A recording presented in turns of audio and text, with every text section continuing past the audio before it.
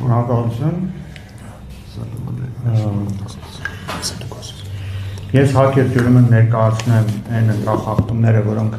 համակարգային բնույթ ունեն, որովհետև դա մենք ոչ թե մեկ տեղամասում եւ մասնավոր դեպքեր ենք նկատել դիտորդների օգնությամբ, հիշեցնեմ, որ մեր դիտորդների թիվը 123-ն էր 47 տեղամասի համար։ 123 դիտորդներից եկած տեղեկատվությունը ամփոփ ձևով։ Ուրեմն ամենակարևոր բանից եմ ուզում սկսել, այդ նախընտրական քարոզարշավի վերջի փուլը։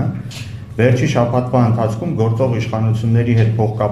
փոխկապակցված Civic AM կայքը հրապարակել է հեղինակավոր սոցիոլոգիական հարցման արդյունքներ, ճակերտներում եմ ասում, որը վաղաշաբաթի ընտրությունների ընդգծված առաջատարն է ներկայացվել քաղաքացիական պայմանագրի թեկնածու Մեխակյանը։ Ընտրական օրենսգրքի 22 հոդվածի երկրորդ մասը սահմանում է, որ թեկնածուների ընտրություններին մասնակցող կուսակցությունների վարկանիշների վերաբերյալ սոցիոլոգիական հարցման արդյունքներ հրապարակելիս հարցումն իրականացնող կազմակերպությունը պարտավոր է նշել հարցման ժամկետները, հարցվողների թիվը, ընտրանքի ձևը,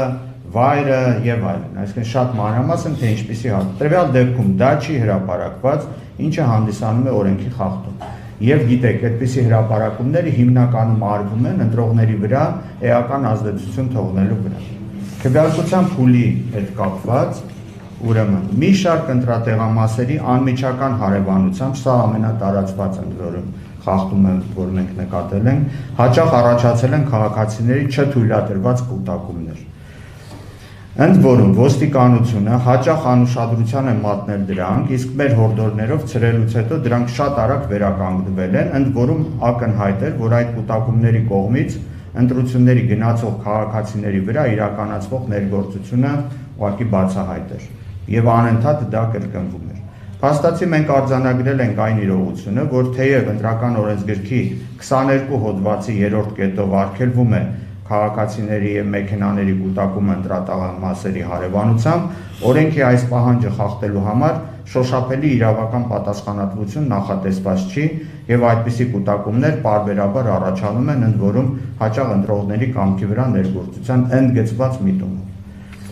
Կուտակումներ եղել են ոչ միայն ընտրատեղամասերի դրսում, այլ նաեւ ներսում, եւ դա գրանցել ենք մենք բազմաթիվ տեղամասերում, համարները ձեզ կտրամադրվեն, որոշ տեղամասերում նույնիսկ պարզապես տեղաշարժվելն է դժվար եղել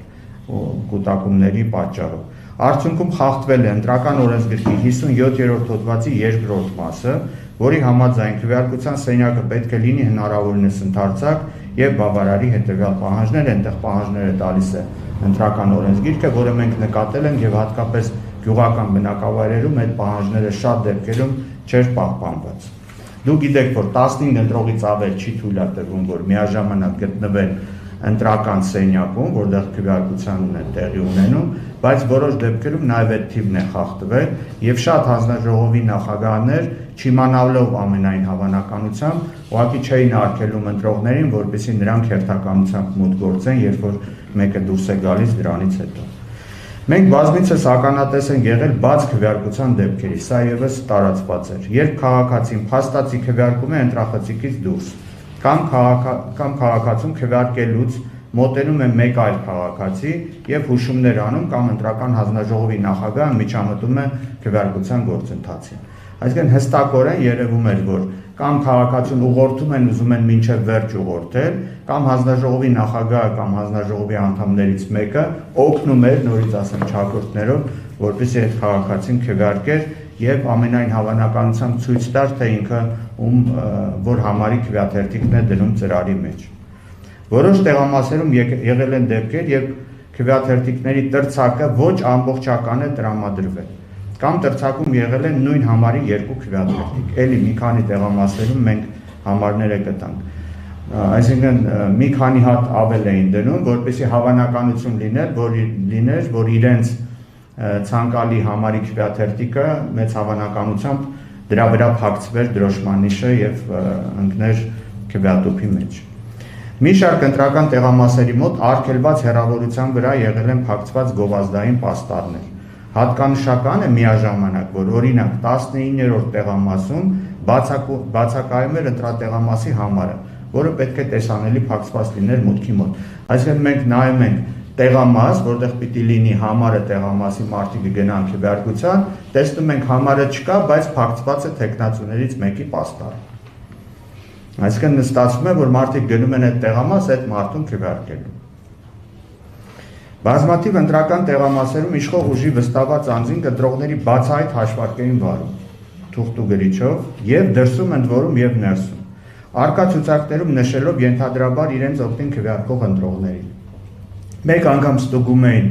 մուտքից դուրս, հետո մեկն էլ իրենց հորդորով ներսում էր ստուգում արդյոք քվեարկեց, ճիշտ քվեարկեց թե չէ եւ համապատասխան նշում էին դնում։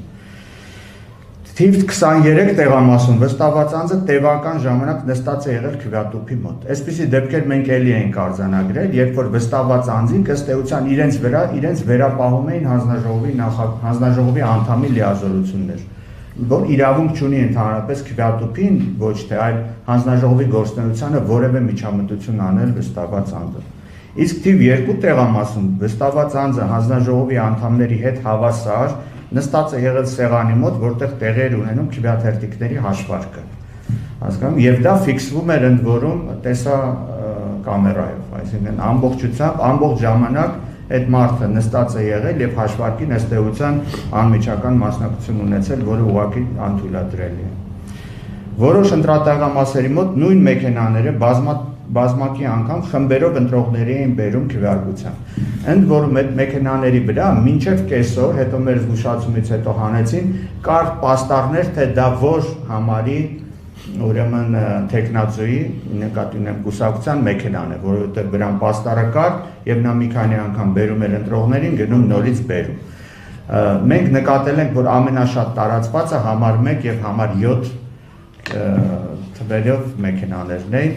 Խնդրեմ շարունակի պարոն Պետրոսյանը, որ ամեն ինչ ստացվի մի ուղղությամբ։ Նախ շնորհակալություն։